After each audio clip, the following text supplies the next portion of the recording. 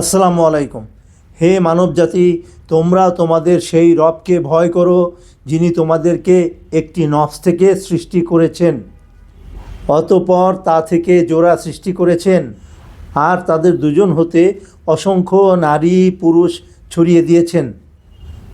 আল্লাহকে ভয় করো, যার নামে তোমরা একে অপরের নিকট দাবি করে থাকো, এবং আত্মীয় স্বজনদের ব্যাপারেও ভয় করো।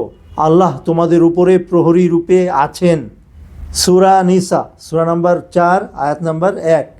ও mankind, fear your Lord who created you from one soul and created from it its mate and dispersed from both of them many men and women.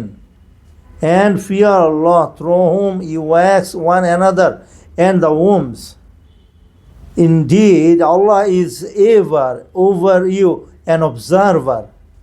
Surah An-Nisa, chapter number 4, verse number 1. Thank you so much. Jazakallahu khairan. Assalamu alaikum wa rahmatullahi wa barakatuh.